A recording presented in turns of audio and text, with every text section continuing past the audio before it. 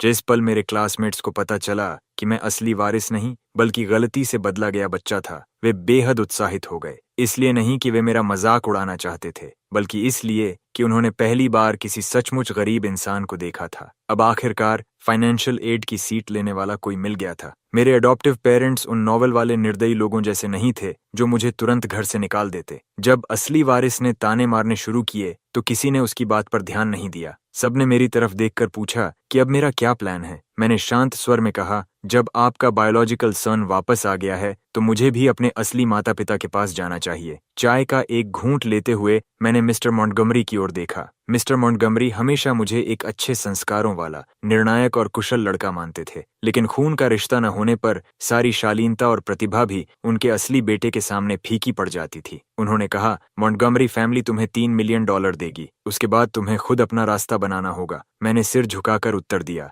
आपने मुझे जो परवरिश दी है उसके लिए मैं हमेशा आभारी रहूंगा। उन्होंने हल्का सा सिर हिलाया और कहा, अपना सामान पैक कर लो, मिस्टर लुइस तुम्हें छोड़ आएंगे। मैं ऊपर जाने लगा तो पीछे से मेसन की आवाज आई, तुम्हारा असली परिवार बहुत गरीब है, ज्यादा सामान मत ले जाना और वहां लग्जरी गुड्स का कोई उपयोग नहीं होगा। मैंने इंतजार कर रही हाउसकीपर मिसेस पीटरसन की तरफ देखा और कहा, जो चीजें मैं साथ नहीं ले जाऊंगा सब फेंक देना। मेसन वहीं स्तब्ध रह गया। वे सभी लिमिटेड एडिशन डिजाइनर ब्रांड्स थे जिनकी कीमत छोटी मोटी दौलत के बराबर थी। उन्हें फेंकना मानो पैसे जलाने जैसा था। मुझे उसकी प्रतिक्रिया मजेदार लगी। मैं अपने कमरे में गया, एक छोटा बैकपैक उठाया और उसमें सिर्फ डॉक्यूमेंट्स और फोन रखा। बाकी सब कुछ छोड़कर मैं मॉन्टगोमरी एस्टेट से बिना किसी हिचकिचाहट के निकल गया। कार मुझे क्वींस के एक पुराने अपार्टमेंट कॉम्प्लेक्स के सामने छोड़ गई। बिल्डिंग नंबर देखकर मैंने आयरन गेट पर दस्तक दी। दरवाजा खुलते ही मैंने उसकी थकी हुई आंखों और चेहरे की रेखाओं से पहचान लिया कि यही मेरी बायोलॉजिकल मदर हैं। मैंने हल्की मुस्कान के साथ कहा, मेरा मानना है कि मैं आपका बेटा हूँ। मिसेस हेज कुछ पल के लिए जड़ हो गईं।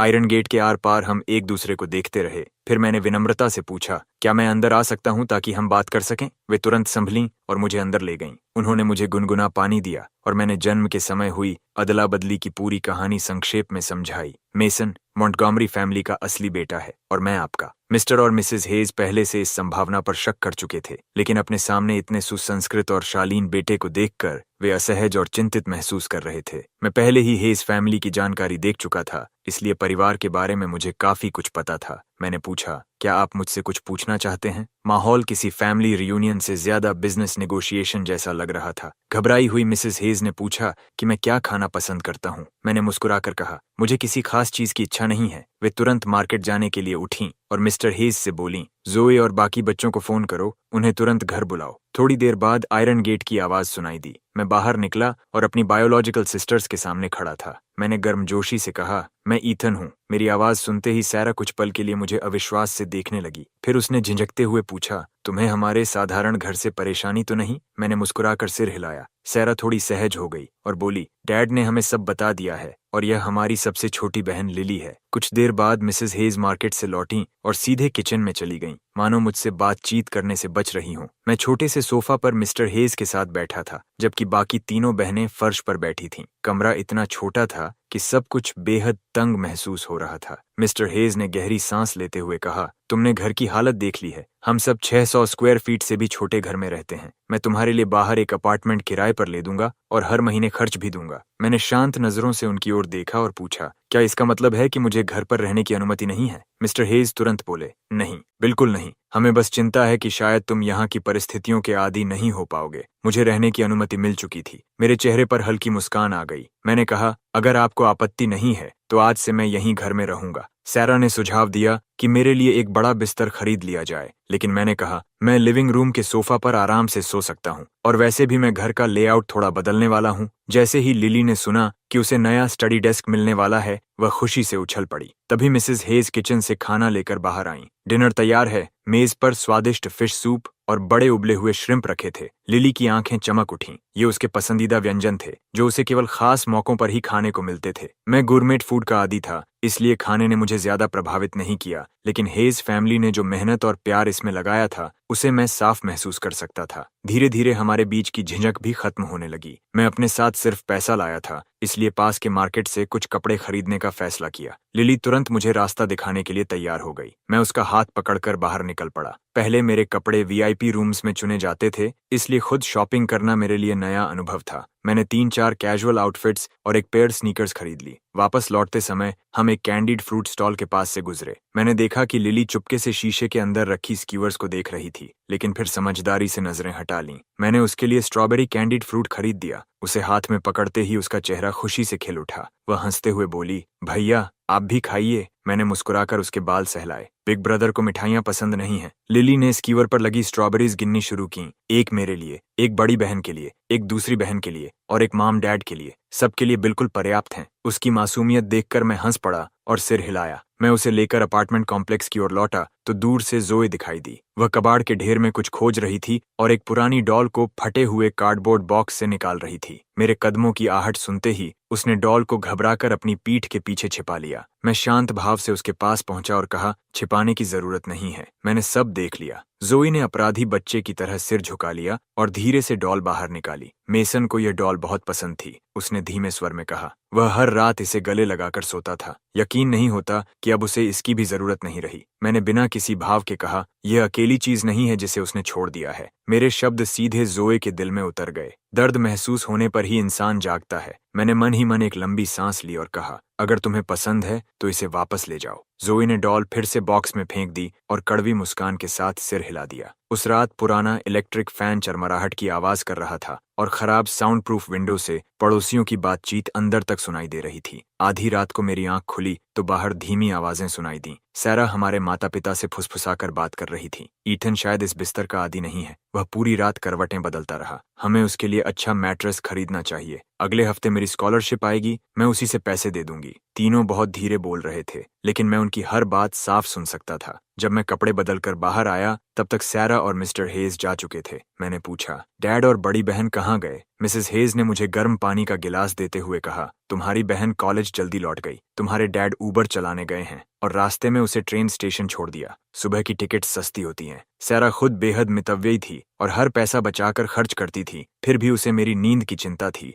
और वह बिना हिचकिचाहट अपनी स्कॉलरशिप मैट्रेस पर खर्च करना चाहती थी। यह सोचकर मेरे भीतर एक अजीब सी भावना उठी। जोई सुबह ही अपने पार्ट टाइम जॉब पर चली गई थी। लिली मोहल्ले के बच्चों के साथ खेलने निकल गई और मिसेस हेज भी एक लोकल वर्कशॉप में काम करने चली गईं। कुछ ही देर में घर में मैं अकेला रह गया। तभी मैंने दरवाजा खोला और देखा कि समांथा तूफान की तरह अंदर चली आ रही थी, हाथों में टूल्स और ड्राइंग ट्यूब्स लिए हुए। मिस्टर हाई एंड माइटी, मैंने अभी तक ब्रेकफास्ट भी नहीं किया और तुमने मुझे यहाँ बुला लिया। मैंने उसे पूरा अपार्टमेंट दिखाया और रेनोवेशन के लिए अपनी जरूरतें समझाईं। मेरी बातें सुनकर समंथा का चेहरा सिकुड़ गया। वह बेहद परेशान दिख रही थी। तुम्हारे पुराने मैट्रेस की कीमत ही $20,000 से ज्यादा थी और अब तुम चाहते हो कि मैं इतने ही पैसों में पूरे घर का रेनोवेशन कर दूं। मैं दरवाजे के सहारे हाथ बांधकर खड़ा हो गया और हल्की मुस्कान के साथ बोला, अगर यह चैलेंज नहीं होता तो मैं तुम्हें परेशान ही क्यों करता। पूरे अपार्टमेंट की मेजरमेंट लेने के बाद समंथा के दिमाग में घर का एक प्रारंभिक लेआउट तैयार हो चुका था। हम दोनों वापस लिविंग रूम में आकर बैठ गए और उसने अपना टैबलेट बंद कर दिया। फिर उसने मेरी ओर देखते हुए पूछा, क्या तुम सच में यहीं रहने वाले हो? मैंने हल्की मुस्कान के साथ जवाब दिया। शायद गोरमे फूड खाते खाते थक गया हूँ। मेरी मुस्कान में कुछ ऐसा था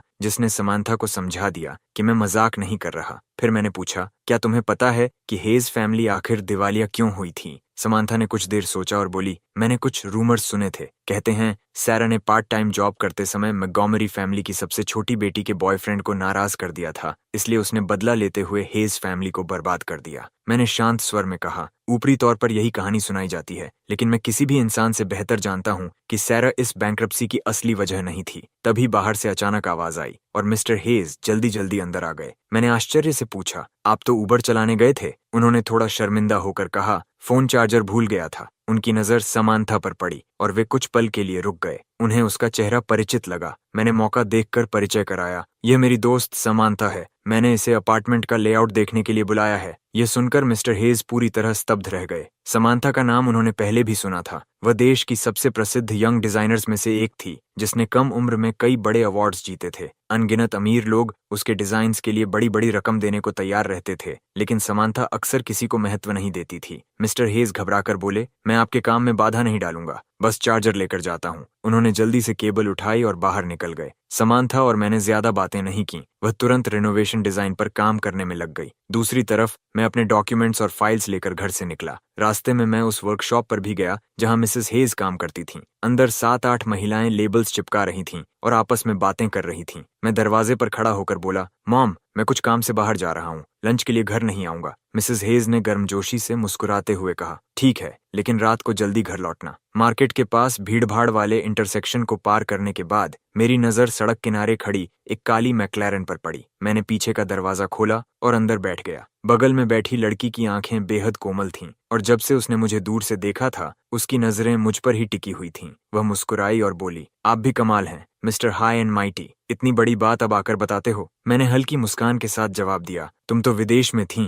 पहले बताकर क्या फायदा होता। क्लोई ने लंबा ओह कहा और शरारती अंदाज में बोली, तो अब मुझे दोष दे रहे हो कि मैं तुम्हारे पास नहीं थी? थोड़ा टैंट्रम दिखा रहे हो क्या? उसकी बात सुनकर मैं हंस भी पड़ा और थोड़ा बेबस भी महसूस किया। तुमने ये डोमिनेटिंग सीईओ वाली बातें कहाँ से सीख लीं? क्लोई ने मेरी हथेली में उंगली से हल्का सा धक्का दिया। बहुत समय से तुमने कांटेक्ट नहीं किया, खुद को दिलासा देने के लिए कुछ तो सीखना पड़ा। फिर उसका चेहरा थोड़ा गंभीर हो गया। मजाक छोड़ो, हेज फैमिली के साथ रहना तुम्हारे लिए आसान है? मैंने सिर पीछे टिकाते हुए कहा, आसान तो बिल्कुल नहीं है, कल रात ठीक से सो भी नहीं पाया। मैं धीरे से क्लोई के कंधे पर टिक गया। उसकी शांत और स्थिर उपस्थिति हमेशा मुझे सुकून देती थी। मैंने धीमी आवाज में कहा, मैंने समांथा से लेआउट देखवा लिया है, रिनोवेशन कल से शुरू हो सकती है। क्लोई मुस्कुराई, तुम हमेशा की तरह एफिशिएंट हो, अगर नींद नहीं आती तो आज रात मेरे घर आ जाना। लेकिन उसे कोई जवाब नहीं मिला। उसने नीचे देखा तो पाया कि मैं उसके कंधे पर सिर रखे गहरी नींद में सो चुका था। क्लोई ने बेबसी भरी मुस्कान दी और ड्राइवर को एयर कंडीशनिंग बढ़ाने का निर्देश दिया। कार के अंदर सिट्रस फ्रेग्रेंस फैली हुई थी, वही खुशबू जो हमेशा मुझे आराम महसूस कराती थी। मैं पूरे 2 घंटे तक क्लोई के कंधे पर सोता रहा। इस दौरान कार सिटी रिकॉर्ड्स ऑफिस के बाहर पहुंचकर काफी देर से खड़ी थी। क्लोई ने मेरा हाथ थामे रखा और धैर्यपूर्वक मेरे पूरी तरह जागने का इंतजार करती रही। मेरे जागने के बाद वह मुझे अंदर लेकर गई। क्लोई की व्यवस्था के कारण लीगल रेजिडेंसी ट्रांसफर की प्रक्रिया आश्चर्यजनक रूप से तेजी से पूरी हो गई। सभी डॉक्यूमेंट्स फाइनलाइज होने के बाद मेरा रजिस्ट्रेशन आधिकारिक रूप से हेज फैमिली में ट्रांसफर हो गया। अब मेरा नाम हमेशा के लिए मिस्टर हेज के हाउस होल्ड रजिस्टर का हिस्सा बन चुका था। बाद में हम एक हाई एंड रेस्टोरेंट में लंच कर रहे थे। मैं स्टेक काट रहा था कि तभी फोन पर नोटिफिकेशन आया। मॉन्टगमरी फैमिली ने मेरे अकाउंट में पूरे $3 मिलियन ट्रांसफर कर दिए थे। क्लोई ने सिर झुकाए हुए अपना स्टेक काटते काटते कहा, उन्हें लगता है कि $3 मिलियन देकर वे तुम्हारी खामोशी खरीद सकते हैं। उसकी आवाज में छिपी ठंडक और व्यंग्य साफ महसूस किया जा सकता था। मैं कभी भी मॉन्टगमरी फैमिली के पैसों के पीछे नहीं था। ये $3 मिलियन स्वीकार करने का मतलब सिर्फ इतना था कि मॉन्टगमरी फैमिली को यह डर नहीं रहेगा कि मैं उनके बारे में अफवाहें फैलाऊंगा और मुझे भी उनकी तरफ से किसी परेशानी की चिंता नहीं करनी पड़ेगी। ये दोनों पक्षों के लिए एक साफ और अंतिम विदाई थी। क्लोई मुझे वापस छोड़ने आई। कार मार्केट वाले उसी इंटरसेक्शन पर रुकी। उतरने से पहले उसने मेरे बालों को हल्के से बिखेर दिया। उसकी आंखों में इतनी गहरी कोमलता थी कि कोई भी उसमें खो जाए। जब तक मैं मुड़कर मार्केट के अंदर नहीं चला गया, उसने ड्राइवर को जाने का आदेश नहीं दिया। पुराने अपार्टमेंट कॉम्प्लेक्स में लौटते समय जोए भी अपने पार्ट टाइम जॉब से वापस आ रही थी। मैं जल्दी से हाथ धोकर डिनर टेबल पर बैठ गया। उस रात पहली बार मैंने पिकल्ड ग्रीन्स वाली फिश खाई। मछली बेहद नरम थी, ग्रीन्स कुरकुरी थीं और उसका खट्टा तीखा स्वाद भूख बढ़ाने वाला था। पूरे 17 वर्षों में मैंने शायद कभी इतना नहीं खाया था। मैंने सूप के 2 पूरे कटोरे खत्म कर दिए। ये देखकर मिसेस हेज का चेहरा खुशी से खिल उठा। उन्होंने उत्साह से कहा, कल मैं कुछ नई डिशेस बनाना सीखूंगी। तभी जोए ने सावधानी से बात शुरू की, मानो मेसन का नाम लेकर कहीं मुझे दुखी न कर दे। मैंने आज नॉर्थवुड हाई में फोन किया था। अगर तुम ट्रांसफर होना चाहो तो मेसन के खाली किए हुए स्थान पर दाखिला मिल सकता है। स्कूल ट्रांसफर की बात सुनते ही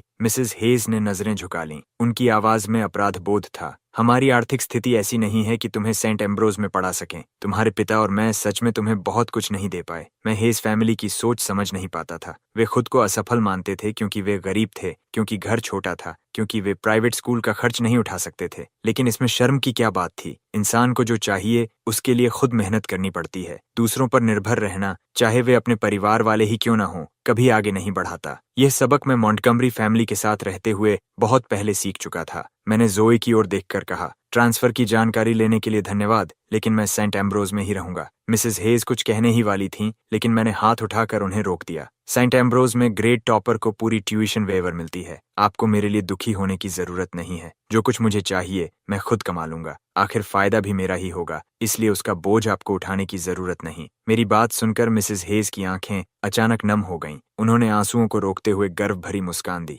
जोए ने भी खुद को संभाला और मुस्कुराते हुए कहा, अगर तुम्हारे पास वहीं रहने का तरीका है तो हम तुम्हारे फैसले का पूरा समर्थन करेंगे। सेंट एम्ब्रोज नॉर्थवुड हाई से ज्यादा दूर नहीं है। अब से स्कूल के बाद मैं तुम्हें लेने आ जाया करूंगी। डिनर के बाद जोई किचन में बर्तन धोने चली गई और मैं अपने कमरे में पढ़ाई करने लौट गया। अगली सुबह ब्रेकफास्ट के बाद सभी अपने अपने काम और स्कूल के लिए निकल गए। मैंने पिछली रात क्लोई से एक ड्राइवर उधार मांगा था और कार पहले से ही इंटरसेक्शन पर इंतजार कर रही थी। मिसेस हेज को अलविदा कहने के बाद हम तीनों भाई बहन कार की तरफ बढ़े। कार देखते ही जोए की नजर टोयोटा लोगो पर टिक गई। मैंने क्लोई से उसकी सबसे सस्ती कार भेजने को कहा था, लेकिन उसने जो भेजी थी वह टोयोटा एल्फ्रेड का नया मॉडल था। क्लोई के लिए वह सस्ती हो सकती थी, लेकिन हेज फैमिली की पुरानी सेडान के मुकाबले वह किसी लग्जरी व्हीकल से कम नहीं थी। जोए ने अविश्वास से पूछा, क्या यह तुम्हारे दोस्त की कार है? मॉन्टगोमरी फैमिली छोड़ने के बाद भी तुम इतनी आसानी से ऐसी कार बुला सकते हो? आखिर तुम अभी भी मॉन्टगोमरी एयर हो या नहीं? मेरा चेहरा बिल्कुल शांत था। सच कहूं तो मैं सिर्फ क्लोई की व्यवस्थाओं से परेशान था।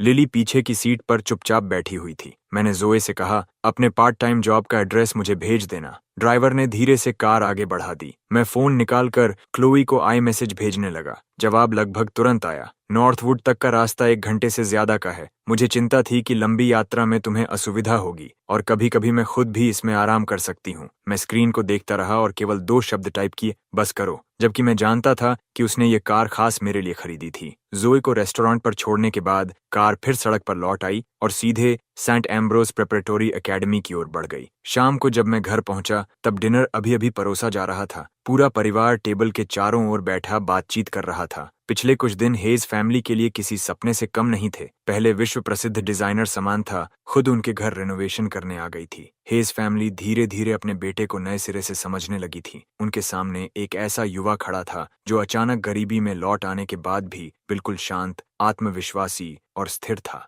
मेरा आत्मविश्वास कभी मॉन्टगोमरी फैमिली से नहीं आया था। वह मेरी अपनी क्षमताओं और मेहनत से पैदा हुआ था। डिनर के बाद मैं नहाकर जल्दी सोने चला गया। लिविंग रूम में केवल मिस्टर और मिसेस हेज रह गए। काफी देर तक सोचने के बाद मिसेस हेज ने आखिरकार अपना मन बना लिया। हम ईथन की कनेक्शंस को लगातार कम नहीं आंक सकते। जब तक हम अभी भी युवा हैं, हमें भी आगे बढ़ने की कोशिश करनी चाहिए। मिस्टर हेज ने तुरंत सहमति में सिर हिलाया। ईथन के वापस आने के बाद से मैं भी बहुत सोच रहा हूँ। अगर हमें परिवार की जिंदगी बेहतर बनानी है तो सिर्फ मौजूदा हालात से संतुष्ट नहीं रह सकते। उन्होंने गहरी सांस लेकर आगे कहा, ऊबर चलाकर केवल मेहनत की कमाई होती है। असली बदलाव तभी आएगा जब हम अपना बिजनेस शुरू करें। मिसेस हेज के चेहरे पर चिंता साफ दिखाई दे रही थी, लेकिन आजकल बिजनेस करना आसान नहीं है। मिस्टर हेज ने अपनी पत्नी के कंधों को मजबूती से थाम लिया। उनकी आवाज में अटूट विश्वास था। हम एक बार सफल हो चुके हैं तो दूसरी बार भी हो सकते हैं। अभी के लिए मार्केट का अध्ययन करते हैं और पूरी तैयारी के बाद कदम बढ़ाते हैं। उस रात दोनों देर तक अपने भविष्य की योजनाओं पर चर्चा करते रहे।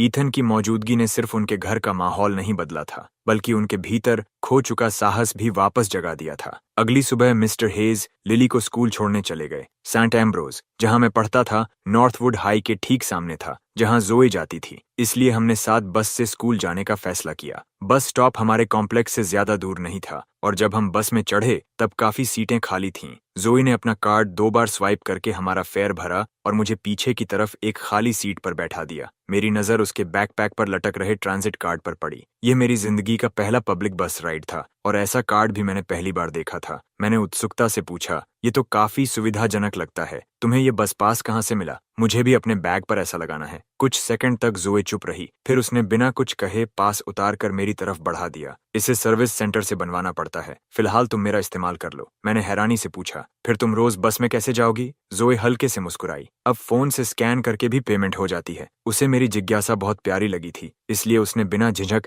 अपना पास मुझे दे दिया। मैंने उसे अपने बैकपैक पर लगा लिया। धीरे धीरे बस भरने लगी। स्टूडेंट्स, ऑफिस वर्कर्स और सुबह मार्केट जाने वाले बुजुर्ग सभी अंदर आ गए। गर्मियों की उमस और भीड़ के कारण हवा भारी हो गई थी और पसीने की गंध पूरे कैबिन में फैल गई थी। पुराने मेसन को ऐसी गंध से बेहद नफरत थी। वह भीड़-भाड़ वाली बस में सफर करना बिल्कुल पसंद नहीं करता था, लेकिन मैं खिड़की के पास बैठा शांत भाव से बाहर का नजारा देख रहा था। हवा मेरे बालों को हिला रही थी और मेरी आंखों में बच्चों जैसी उत्सुकता चमक रही थी। ज़ोए ने मुझे देखकर मन ही मन मुस्कुराया। उसे लगा कि उसका यह ज़रूरत से ज्यादा परिपक्व छोटा भाई दरअसल बेहद प्यारा भी है। ड्राइवर हमेशा की तरह तेजी से बस चला रहा था। शायद छात्रों को देर न हो, इसलिए मात्र 40 मिनट में हम स्कूल स्टॉप तक पहुंच गए। स्टॉप नॉर्थवुड हाई के मुख्य द्वार के सामने ही था। ज़ोए ने जिद की कि वह मुझे स्कूल गेट तक छोड़कर जाएगी। समय काफी था, इसलिए हम धीरे धीरे पैदल चलने लगे। रास्ते में कई लग्जरी कार्स हमारे पास से गुजरीं। कभी कभी कोई विंडो नीचे करके मुझे आवाज देकर हेलो भी कह देता। ये देखकर ज़ोए को तुरंत समझ आ गया कि स्कूल में मेरे संबंध काफी अच्छे थे। उसे पहले डर था कि मेरी असली पहचान सामने आने के बाद लोग मेरा मजाक उड़ाएंगे या मुझे परेशान करेंगे, लेकिन अब उसकी चिंता धीरे धीरे कम हो रही थी। जब हम सेंट एम्ब्रोज प्रिपरेटरी एकेडमी के विशाल गेट तक पहुंचे तो ज़ोए थोड़ा झिझकने लगी। आज दोपहर स्कूल के बाद मैं तुम्हें लेने आ जाऊंगी। उसकी झिझक देखकर मैंने मुस्कुराते हुए सिर हिला दिया। तभी अचानक एक लंबा लड़का दौड़ता हुआ हमारी तरफ आया। अगले ही पल उसने मुझे जोरदार तरीके से गले लगा लिया, जिससे मैं थोड़ा लड़खड़ा गया। वह लियो था। उसने दोनों हाथों से मेरे कंधे पकड़ रखे थे, लेकिन उसकी नजरें लगातार मेरी बगल में खड़ी ज़ोए पर टिकी हुई थीं। ऐसा लग रहा था जैसे उसका असली ध्यान मुझ पर नहीं बल्कि मेरी बड़ी बहन पर हो। मैं खुद को रोक नहीं पाया और हल्की सी खांसी देकर लियो को याद दिलाया कि मैं अभी भी वहीं खड़ा था। लियो एक पल के लिए रुका, फिर उसे एहसास हुआ कि उसके सामने खड़ी लड़की कौन है। उसने तुरंत पहचान लिया कि यह हेज फैमिली की दूसरी बेटी ज़ोए है। अगले ही पल वह एकदम सीधा खड़ा हो गया, अपने कपड़े ठीक किए और बेहद गंभीर अंदाज में बोला, मैं ईथन का क्लासमेट हूँ, लियो, और फिलहाल उसका पर्सनल बॉडीगार्ड भी। मैंने उलझन भरी नजर से उसकी ओर देखा। बॉडीगार्ड वाला जॉब डिस्क्रिप्शन कब जुड़ गया? लियो मेरे कान के पास झुककर फुसफुसाया, यह मिस लॉकवुड का स्पेशल रिक्वेस्ट है। उन्हें डर है कि अब जब सबको तुम्हारे मिस्टेकन एयर होने का पता चल गया है तो कोई तुम्हें बुली न करे। इतना कहने के बाद वह फिर सीधा खड़ा हो गया, मेरे कंधे पर हाथ रखा और ज़ोए की तरफ चमकती मुस्कान के साथ बोला, आप बिल्कुल चिंता मत कीजिए सिस, मैं ताइक्वांडो ब्लैक बेल्ट हूँ। कोई ईथन के सिर का एक बाल भी नहीं छू सकता। ज़ोए ने सामने खड़े इस खुशमिजाज लड़के को देखा और गर्मजोशी से मुस्कुराई। तो फिर ईथन का ध्यान रखने के लिए धन्यवाद। बस इतना सुनना था कि लियो को लगा जैसे उसके दिल में वसंत खिल उठा हो। उसका चेहरा तुरंत लाल हो गया। उसने घबराकर हाथ हिलाए और बोला, आपको अपनी क्लास के लिए जाना चाहिए सिस। लेकिन ज़ोए के दूर जाते हुए कदमों को वह तब तक देखता रहा जब तक वह उसकी नजरों से ओझल नहीं हो गई। जब ज़ोए पूरी तरह चली गई तब भी लियो के चेहरे पर वही बेवकूफों वाली मुस्कान थी। उसने अचानक मेरी ओर मुड़कर पूछा, क्या तुम्हारी बहन का कोई बॉयफ्रेंड है? फिर बिना रुके बोला, अगर मैं तुम्हारा ब्रदर इन लॉ बन जाऊं तो उसे कोई आपत्ति तो नहीं होगी? मैं बेबस होकर उसे देखने लगा। क्या तुम भूल गए हो कि तुम्हारी पहले से फियंसी है? क्या तुम चाहते हो कि मेरी बहन किसी और की रिलेशनशिप में दखल देने वाली बने? मेरी बात सुनते ही लियो ने सिर पीछे फेंककर नाटकीय चीख लगा दी, मानो उसकी प्रेम कहानी शुरू होने से पहले ही खत्म हो गई हो। मैंने अपनी डिजाइनर वॉच की ओर देखा और कहा, बेल बजने में 15 मिनट हैं। मैं तुम्हारी वजह से लेट नहीं होने वाला। मैं तेज कदमों से क्लासरूम की तरफ बढ़ गया और लियो जल्दी जल्दी मेरे पीछे आ गया। रास्ते में उसने फिर बात शुरू कर दी, सुना है हेज फैमिली दिवालिया हो गई है और भारी कर्ज में डूबी हुई है। अब तुम किसी पुराने अपार्टमेंट बिल्डिंग में रहते हो। क्या सच में तुम ऐसी जगह रह सकते हो? जवाब का इंतजार किए बिना उसने आगे कहा, कैसा रहेगा अगर मैं तुम्हें अपना छोटा विला दे दूं, साथ में प्राइवेट ड्राइवर और मेड भी? मैंने बिना उसकी तरफ देखे कहा, अगर मुझे कहीं शिफ्ट होना भी होता तो सबसे पहले तुम्हारी बारी नहीं आती। ये सुनकर लियो नाराज हो गया, तो मिस लॉकवुड तुम्हें चीजें दे सकती है लेकिन मैं नहीं।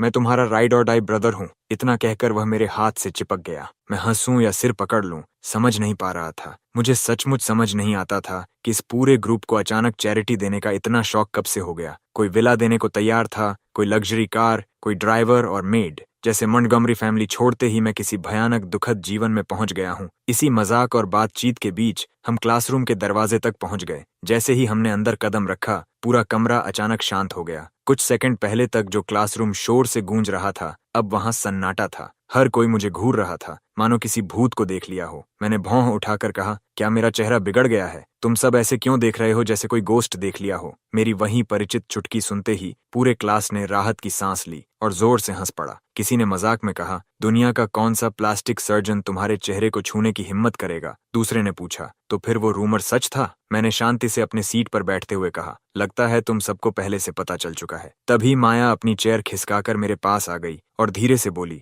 हमारे सर्कल में न्यूज़ बहुत तेजी से फैलती है। मेरे नाम पर एक खाली अपार्टमेंट है, जहां तुम अभी रह रहे हो उससे तो बेहतर ही होगा। कुछ समय के लिए इस्तेमाल कर लो। लेकिन मैं जवाब देता उससे पहले लियो ने उसका हाथ हटा दिया। वह मेरा विला तक नहीं ले रहा, तुम्हारा अपार्टमेंट क्यों लेगा? माया ने नाराज होकर होंठ फुला लिए। वह इस जरूरत से ज्यादा उत्साही लड़के का मुकाबला नहीं कर सकती थी। दोनों की नोकझोंक इतनी तेज थी कि किसी ने ध्यान ही नहीं दिया कि होमरूम टीचर मिस वॉल्टर्स कब क्लासरूम में आ चुकी थीं। उन्होंने दरवाजे पर खड़े होकर कहा, ऐसा कौन सा स्टेट सीक्रेट डिस्कस हो रहा है जो पूरे फ्लोर में सबसे ज्यादा शोर इसी क्लास से आ रहा है? उनकी नाराज आवाज सुनते ही सभी छात्र बिजली की गति से अपनी सीट्स पर लौट गए और पूरी क्लास एकदम शांत हो गई। सेंट एम्ब्रोज एक टॉप टियर प्राइवेट एकेडमी थी और यहाँ पढ़ने वाले छात्र बड़े बड़े धनाढ्य परिवारों से आते थे, लेकिन सख्त टीचर्स और डिसिप्लिनरी एक्शन का डर उन्हें भी उतना ही लगता था जितना किसी साधारण स्कूल के छात्र को। बाहर के लोग सोचते थे कि इलीट स्कूल्स में पढ़ाई नहीं होती, वहां सिर्फ अमीर बच्चों का दिखावा और कंपटीशन चलता है,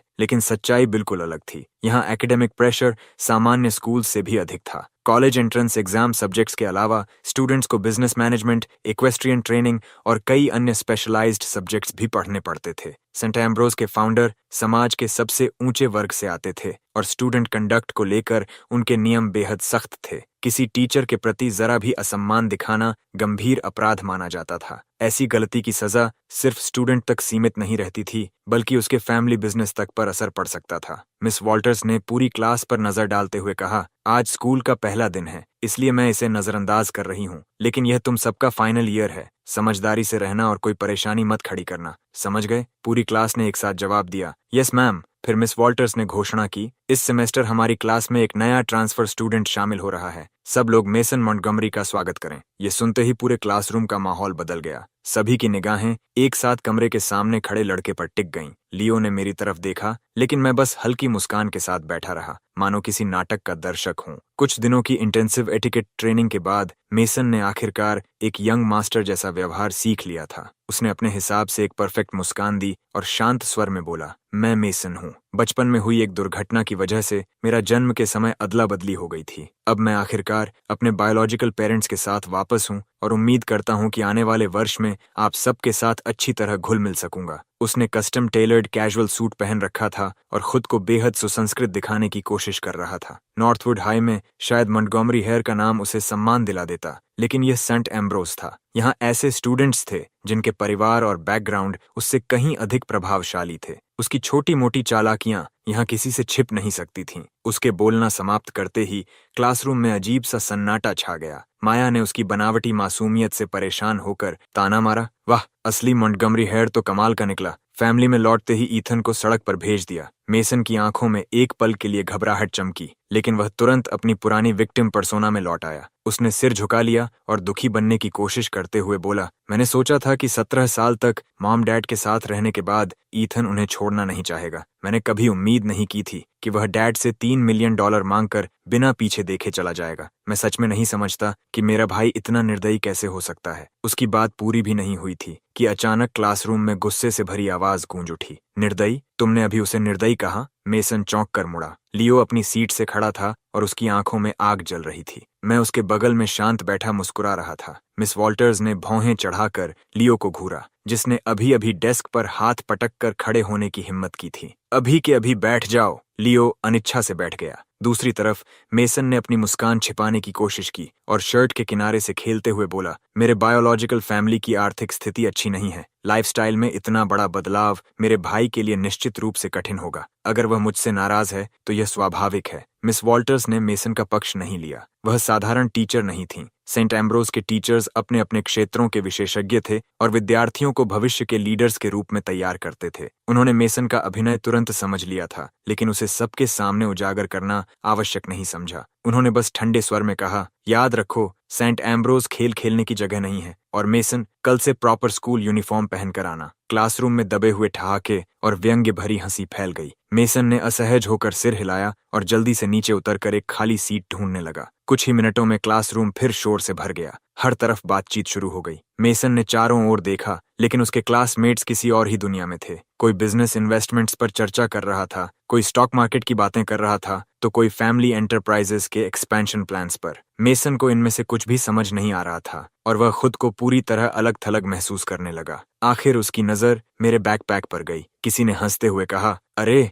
ईथन के बैग पर यह क्या लटका हुआ है? दूसरा बोला, लगता है फॉर्मर यंग मास्टर सच में कठिन दिनों से गुजर रहा है, अब बस से स्कूल आता है। तीसरे ने मजाक में कहा, अब स्कूल की ट्यूशन वेवर स्कॉलरशिप सच में काम आएगी। तभी किसी और ने हंसकर जवाब दिया, सही कहा, वैसे फाइनेंशियल एड स्लॉट और स्कॉलरशिप दोनों हमारे ईथन को ही मिलने चाहिए। ये सुनकर पूरी क्लास हंस पड़ी। मैं केवल सिर हिलाकर मुस्कुरा दिया। मुझे यह सब एक साथ मजेदार भी लग रहा था और थोड़ा बेबस करने वाला भी। जैसे ही मैं उठकर अपनी सीट की ओर जाने वाला था, मेसन अचानक धार्मिक और न्यायप्रिय चेहरा बनाकर बोल पड़ा, तुम लोग हद से ज्यादा आगे बढ़ रहे हो। पूरी क्लास ने उसकी ओर हैरानी से देखा। मैं उन सभी के साथ काफी घुला मिला हुआ था और स्वभाव से भी सहज था, इसलिए हम अक्सर इसी तरह मजाक किया करते थे। इस मामले में मेसन का बीच में आकर नैतिकता का भाषण देना किसी को भी समझ नहीं आया। लियो ने तो उसे पागल समझ लिया और उसकी बातों में कोई रुचि नहीं दिखाई, लेकिन मेसन फिर भी नहीं रुका। उसने मेरी ओर देखकर कहा, मुझे पता है कि तुम्हारा बायोलॉजिकल फैमिली गरीब है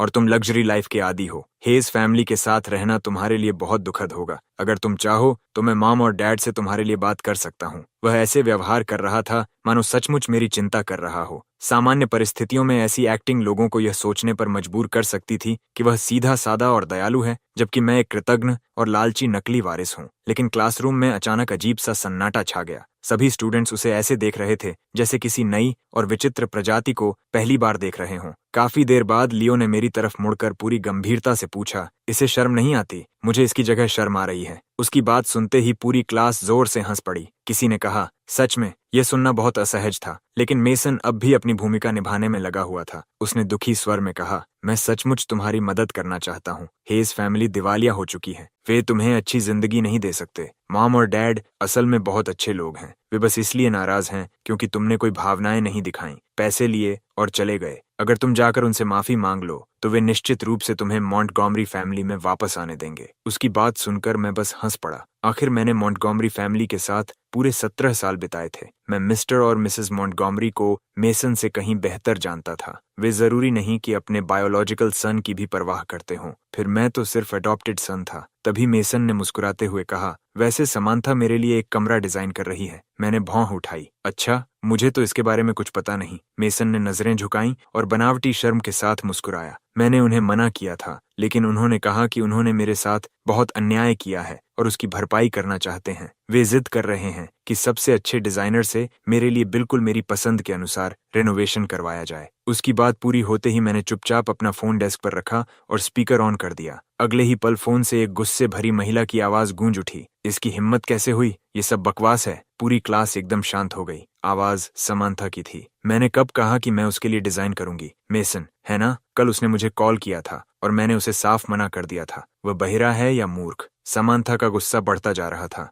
वह खुद को मॉन्टगोमरी हेयर बता रहा था। कह रहा था कि मुझे पैसे लेकर चुपचाप काम करना चाहिए और मॉन्टगोमरी फैमिली ऐसी ताकत है जिसे मैं नाराज नहीं कर सकती। मुझे उसके बदबूदार पैसे नहीं चाहिए। मुझे फर्क नहीं पड़ता कि वह मॉन्टगोमरी है या रॉकफेलर। उसे किसने अधिकार दिया कि मेरा नाम इस्तेमाल करे, झूठ फैलाए और मेरी ब्रांड वैल्यू को नुकसान पहुंचाए? क्या वह उन नुकसानों की भरपाई भी कर सकता है? उसकी आवाज इतनी तीखी और कटु थी कि क्लासरूम में बैठे हर व्यक्ति के चेहरे पर अजीब भाव आ गए। लियो ने बिना देर के कॉल काट दी और मेरी ओर ऐसे देखा जैसे किसी वीरता भरे काम के लिए तारीफ चाहता हो। मैं मुस्कुराया और उसे थम्स अप दिखा दिया। सेंट एम्ब्रोस के स्टूडेंट्स मूर्ख नहीं थे।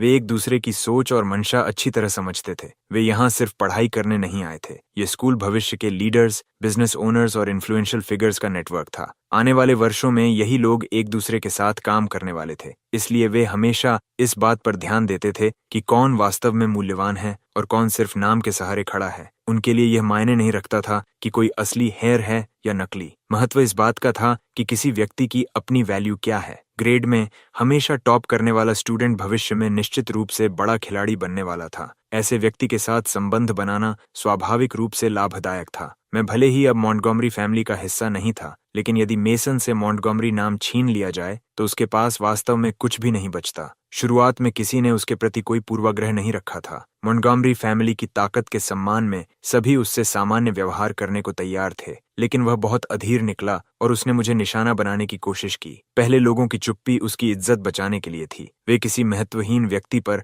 अपना समय बर्बाद नहीं करना चाहते थे। लेकिन जब मेसन खुद बार बार मुद्दा उठाने लगा तो किसी को भी उस पर दया करने की आवश्यकता महसूस नहीं हुई। क्लासरूम का माहौल धीरे धीरे भारी और असहज हो गया। मेसन का चेहरा सफेद पड़ चुका था, उसकी आंखों के कोने लाल हो गए थे, मानो उसके साथ बहुत बड़ा अन्याय हुआ हो। वह बेहद दयनीय और असहाय दिखाई दे रहा था, लेकिन हर कोई उसके पक्ष में नहीं था। कुछ लोग मेरे लिए खड़े थे, जबकि कुछ ऐसे भी थे जो मुझे पसंद नहीं करते थे। तभी जूलियन अपनी सीट से खड़ा हो गया और नाराज होने का नाटक करते हुए बोला, तुम लोग कुछ ज्यादा ही आगे बढ़ रहे हो। किसी को इस तरह अपमानित करके मजा आता है क्या? मेसन सिर्फ ईथन की चिंता कर रहा है। हेज फैमिली दिवालिया हो चुकी है और वह केवल मदद करना चाहता है। क्या तुम लोगों को सच में उसे इस तरह अलग थलग करना जरूरी लगता है? उसकी बात सुनकर पूरी क्लास उसकी ओर देखने लगी, लेकिन किसी के चेहरे पर सहमति नहीं थी। हर कोई उसकी असली मंशा समझ चुका था। बाहर से वह मेसन का पक्ष लेता दिख रहा था, लेकिन अंदर ही अंदर बेहद खुश था। आखिर वर्षों से ईथन हर क्षेत्र में उससे आगे रहा था। अब जब हेज फैमिली मुश्किलों में थी,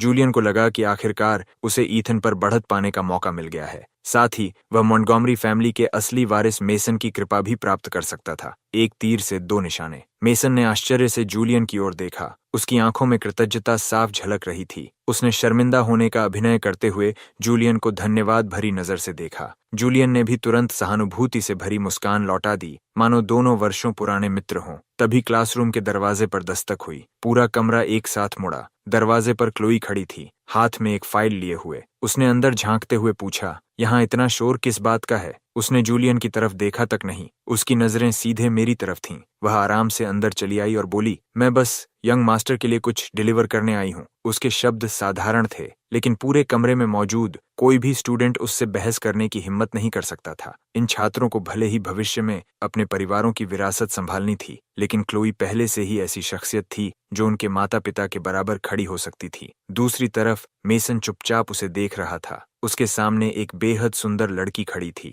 साधारण लेकिन साफ सुथरे कपड़े, गोरी त्वचा, आकर्षक चेहरा और एक अजीब सी शालीनता उसके पूरे व्यक्तित्व से झलक रही थी। उसकी कलाई पर गहरे लाल रंग की बोधी ब्रेसलेट थी और उसके पास से गुजरते समय हल्की सिट्रस फ्रेग्रेंस महसूस हो रही थी। मेसन भीतर तक हिल गया। जोए हेज को कभी सुंदरता के लिए सराहा जाता था, लेकिन इस लड़की को देखकर उसे लगा कि जोए भी उसके सामने फीकी पड़ जाती है। साधारण कपड़ों को देखकर मेसन ने मन ही मन निष्कर्ष निकाल लिया कि वह शायद कोई साधारण कर्मचारी या एरेंड गर्ल होगी। उसे क्या पता था कि क्लोई के कपड़ों और एक्सेसरीज की कीमत मिलाकर ही करोड़ों बनते थे, खासकर उसकी बोधी ब्रेसलेट, जिसकी कीमत हैम्पटन्स के एक विला से भी अधिक थी। माया मुस्कुराते हुए बोली, आखिर ऐसी कौन सी महत्वपूर्ण चीज थी जिसे हमारी प्रिय क्लोई को खुद लेकर आना पड़ा? क्लोई की नजरें सीधे मुझ पर टिक गईं। उसके चेहरे पर पक्षपात छिपाने की कोई कोशिश नहीं थी। वह बोली, मैं यंग मास्टर की एक्सक्लूसिव गो टू पर्सन हूँ। चाहे सिर्फ एक पत्ता ही क्यों न पहुंचाना हो, मैं खुद लेकर आऊंगी। उसकी बात सुनते ही पूरी क्लास हंसी और मजाक से भर गई, लेकिन न मैं असहज हुआ और न क्लोई। हम दोनों पूरी तरह सहज थे। क्लास के हर स्टूडेंट को हमारे रिश्ते के बारे में पता था। हम बचपन से साथ बड़े हुए थे। हम दोनों एक दूसरे की भावनाओं को समझते थे। हमारे बीच कुछ भी छिपा नहीं था। बस समय सही न होने के कारण हमने अपने रिश्ते को आधिकारिक रूप नहीं दिया था। फिलहाल दोनों अपने अपने करियर पर ध्यान देना चाहते थे। क्लोई ने फाइल मेरे डेस्क पर रखी और तुरंत कई स्टूडेंट्स उसके आसपास इकट्ठा हो गए। कुछ ही सेकंड में तारीफों की आवाजें आने लगीं। यह प्रोजेक्ट प्रपोजल तो कमाल का है। जब ईथन शामिल होता है तो कुछ असाधारण होना तय है। लगता है इस साल की जगह भी तुम्हारी ही होने वाली है। इवैल्यूएशन में मेरा प्रपोजल बाकी सभी से काफी ऊपर था। मैं बस मुस्कुराता रहा। मेरे शांत हाव भाव देखकर ऐसा लगता था जैसे जीत पहले से तय हो। मेसन ने झांककर प्रपोजल देखा और उसे लिली की बनाई हुई ड्राइंग पहचान में आ गई। उसने तुरंत कहा, क्या यह हेज फैमिली की छोटी लड़की ने नहीं बनाया? किसी बड़े प्रोजेक्ट प्रपोजल में बच्चे की स्क्रिबल्स इस्तेमाल करना बाकी कंपेटिटर्स का अपमान नहीं है? उसकी बात सुनकर माया ने उसे ऐसे देखा जैसे वह कोई अजीब बात कह रहा हो। ये काफी घमंडी बात है। ये प्रपोजल इवैल्यूएशन में फर्स्ट रैंक पर रहा है और तुम इसे स्क्रिबल्स कह रहे हो। मेसन तुरंत चुप हो गया। मैंने हल्की मुस्कान के साथ कहा, मेरी बहन ने इसमें अपना दिल लगाया है। ये मेरे लिए उसने खास तौर पर बनाया था। तुम्हारी खोखली थ्योरीज उसकी मेहनत के सामने क्या मायने रखती हैं? मेरी आवाज में अपनी बहन के लिए साफ सुरक्षा और स्नेह था। पूरी क्लास ने तुरंत शोर मचा दिया। देखा, फिर शुरू हो गया उसका फेवरेटिज्म। क्लोई, इसे जरा कंट्रोल करो। क्लोई ने दोनों हाथ पॉकेट में डाले और हल्का सा मेरे डेस्क पर झुक गई। हमेशा से यंग मास्टर ही मुझे मैनेज करते आए हैं, मैं उन्हें मैनेज करने वाली कौन होती हूँ? उसकी बात सुनकर मैं हंसे बिना नहीं रह सका। मेरी उंगलियां अनायास उसकी ब्रेसलेट से खेलने लगीं। तभी मेसन, जो लगातार नजरअंदाज होने से परेशान था, एक कदम आगे बढ़ा। उसने क्लोई की तरफ देखकर कहा, तुम यहाँ की स्टूडेंट तो नहीं हो, है ना? मैं समझ सकता हूँ कि पैसे कमाने के लिए काम करना पड़ता है, लेकिन उसकी बात पूरी भी नहीं हुई थी कि क्लोई ने भौहें सिकोड़ लीं। वह पहले से जानती थी कि मेसन में कुछ समस्याएं हैं, लेकिन उसने कभी कल्पना भी नहीं की थी कि वह इतना अनभिज्ञ हो सकता है। क्लासरूम एकदम शांत हो गया।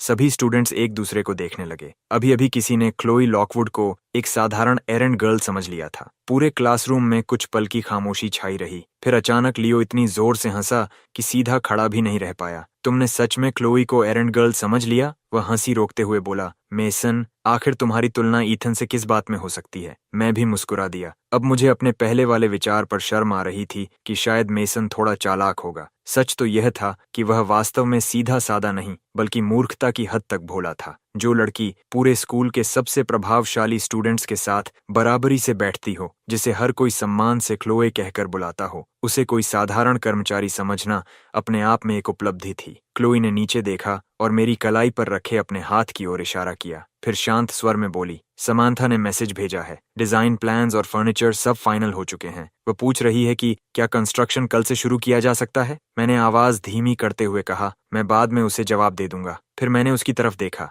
मर्जर केस का क्या हुआ? तुम्हारी फ्लाइट भी इसी हफ्ते है ना? ये सुनते ही मैंने उसका हाथ छोड़ दिया और हल्के से उसकी बांह को धक्का दिया। तो फिर तुम्हें निकलना चाहिए, फ्लाइट मिस मत कर देना। क्लोई मुस्कुराई और उंगली से मेरी ठोड़ी को हल्के से ऊपर उठाया। हम दोनों इतनी धीमी आवाज में बात कर रहे थे कि मानो हमारे चारों तरफ कोई अदृश्य दीवार खड़ी हो गई हो। बाकी स्टूडेंट्स ने भी अनजाने में दूरी बना ली। कोई बीच में दखल नहीं देना चाहता था। वे बस चुपचाप इस मीठे दृश्य का आनंद ले रहे थे। लियो ने दोनों हाथों पर ठोड़ी टिका ली, जबकि माया के सिर के ऊपर मानो एक क्वेश्चन मार्क तैर रहा था। उसने शिकायत भरे अंदाज में कहा, क्या तुम दोनों के लिए यह जरूरी है कि ऐसे बर्ताव करो जैसे यहाँ और कोई है ही नहीं? उसकी बात सुनकर आसपास मौजूद लोग हंस पड़े, लेकिन न मैं शर्मिंदा हुआ और न क्लोए। हम दोनों इतने वर्षों से एक दूसरे के साथ थे कि ऐसी बातें अब किसी को अजीब नहीं लगती थीं। स्कूल की छुट्टी के बाद गेट के बाहर हमेशा की तरह भारी भीड़ थी। फूड वेंडर्स अपनी दुकानें सजा चुके थे। सेंट एम्ब्रोज के स्टूडेंट्स भले ही अमीर परिवारों से आते हों, लेकिन उनकी उम्र अभी भी ऐसी थी जहां स्ट्रीट फूड का आकर्षण किसी लग्जरी रेस्टोरेंट से कम नहीं था। उसी भीड़ के बीच जोए दूर से ही अलग दिखाई दे रही थी। उसका शांत और सुसंस्कृत स्वभाव उसे बाकी लोगों से अलग बनाता था। वह किसी प्राचीन युग की कुलीन महिला जैसी लगती थी, जिसकी आंखों में हल्की सी उदासी बसी हो। मुझे अचानक लगा कि अगर जोए किसी हिस्टोरिकल ड्रामा में अभिनय करे तो अनगिनत लड़के उसके दीवाने हो जाएंगे। कम से कम लियो को देखकर तो यही लगता था।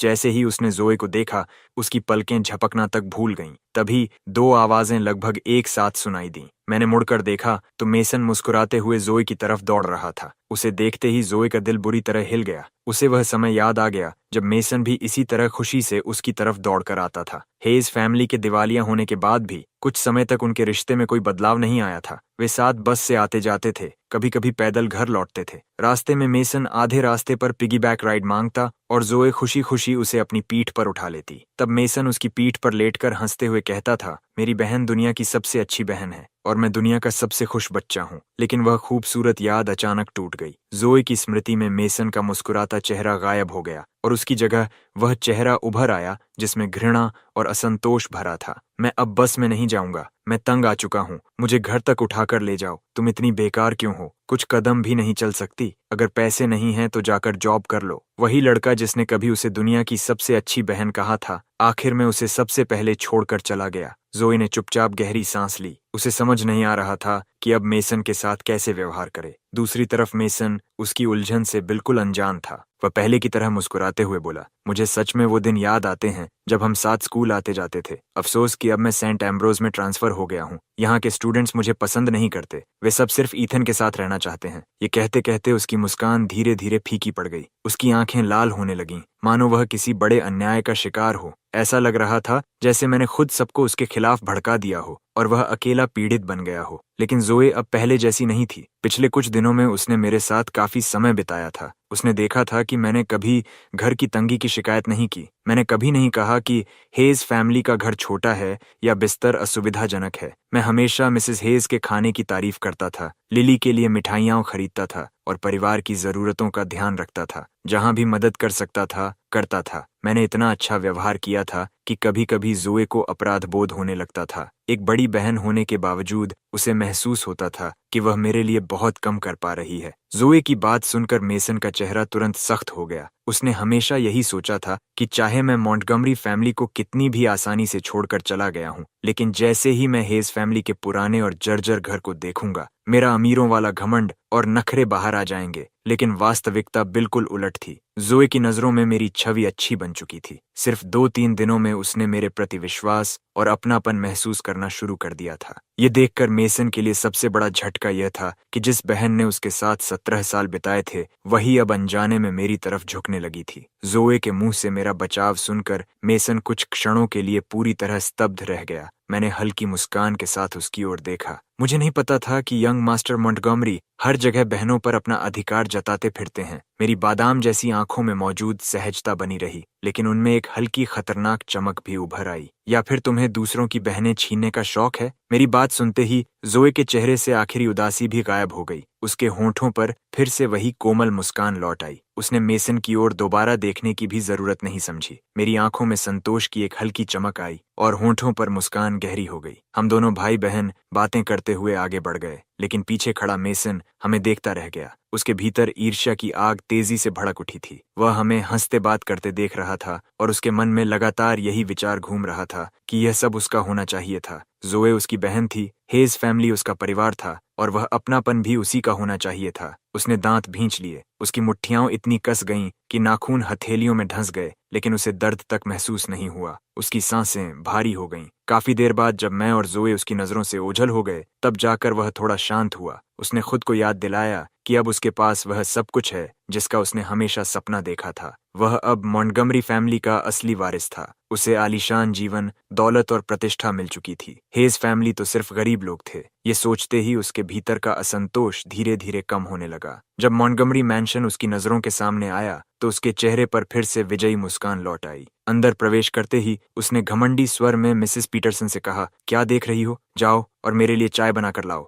मिसेस पीटरसन ने हल्का सा झुककर सिर हिलाया। जब से मेसन घर लौटा था, मिस्टर और मिसेस मॉन्टगोमरी की अनुपस्थिति में पूरा स्टाफ उसके आसपास बेहद सावधानी से रहता था। वे सांस लेने तक में डरते थे। यदि चाय उसकी पसंद की न होती तो वह तुरंत उसे बदलने का आदेश देता। अगर खाना पसंद नहीं आता तो शेफ को फिर से सब कुछ बनाना पड़ता। ईथन ने कभी ऐसा व्यवहार नहीं किया था। कम से कम वह स्टाफ को इंसान समझता था, लेकिन मेसन के लिए वे सिर्फ ऐसे लोग थे जिन्हें वह आदेश दे सकता था। कुछ ही देर बाद मिसेस पीटरसन चाय लेकर लौटी। मेसन ने कप उठाकर एक घूंट लिया। अगले ही पल उसने गुस्से में कप उठाकर उनकी तरफ फेंक दिया। मिसेस पीटरसन ने बचने की कोशिश की, लेकिन देर हो चुकी थी। गर्म चाय उनके पैर पर गिर गई और तेज जलन से उनका शरीर कांप उठा। फिर भी उन्होंने सिर झुकाए रखा। उन्होंने चुपचाप अपने लाल पड़े हाथ को सहलाया और घुटनों के बल बैठकर टूटे हुए कप के टुकड़े समेटने लगीं। मैं अभी नई चाय लेकर आती हूँ। उनकी आवाज में शिकायत का नाम तक नहीं था। उसी समय बटलर यह सब देख रहा था। उसने अपनी ऐनक ठीक की, आगे बढ़ा और बेहद शांत स्वर में कहा,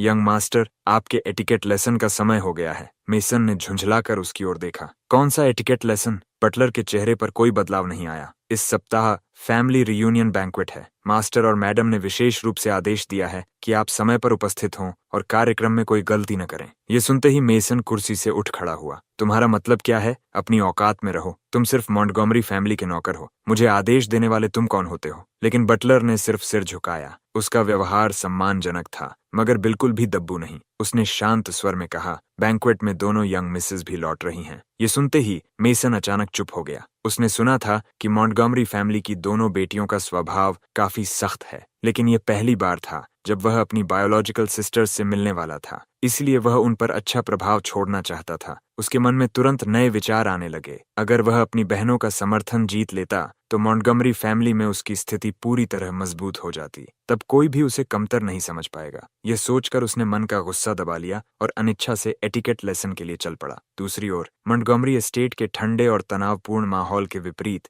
हेज फैमिली का छोटा सा घर गर्मजोशी, हंसी और अपनापन से भरा हुआ था।